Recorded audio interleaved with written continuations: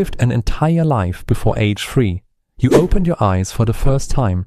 You heard your mother's voice. You took your first steps. You said your first word. And you remember none of it. Not a single moment. But here's the scary part. Your brain wasn't failing to record. It was recording everything. Something destroyed your memories. Quick question. What's your first real memory? Type the age in the comments. 2, 3, or 4. Let's see who remembers the farthest back. In the 1980s, psychologist Carolyn Rowe Collier did a genius experiment. She tied a ribbon from a baby's ankle to a mobile hanging above their crib. The babies quickly learned that kicking made the mobile move, and they loved it. Days later, she brought the same babies back. They remembered. They started kicking immediately. Even 2-month-olds held that memory for days. 6-month-olds remembered for weeks. So infant brains can learn. They can store information. But those memories don't last. By adulthood, every trace is gone. Why? First answer. Your hippocampus, the memory center of your brain. In adults, it works perfectly.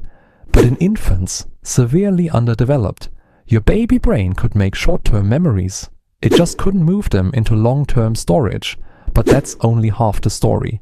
What comes next is even stranger. In 2014, 2 neuroscientists in Toronto discovered something wild. What if the very process that builds your brain also destroys your memories? In your first years, your hippocampus produces new neurons at an extraordinary rate. This is called neurogenesis. But every time a new neuron integrates into an existing circuit, it disrupts the connections that were holding your memories. Your baby brain wasn't too weak to hold memories. It was too busy growing. The same explosion that built your brain overrode your earliest experiences. There's another layer. To form autobiographical memories, you need a sense of self. You need to know that you exist as a person. Before 18 months, babies don't recognize themselves in a mirror. They think it's another kid. After 18 months, they know that's them. You can't remember being a baby because there was no you yet, not the way you experience yourself now. One more piece. Language. Before you could speak, your experiences were raw sensory impressions. Sounds, textures, emotions. No words to organize them. Language gives memory a skeleton. Without it, experiences are like water with no container.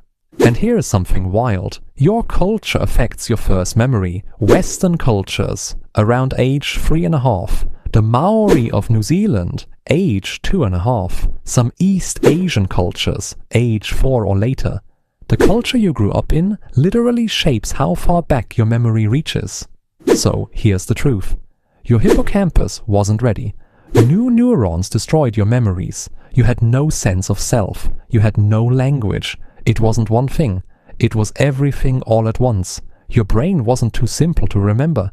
It was doing something far more important. It was becoming you, and that required destroying the person who came before.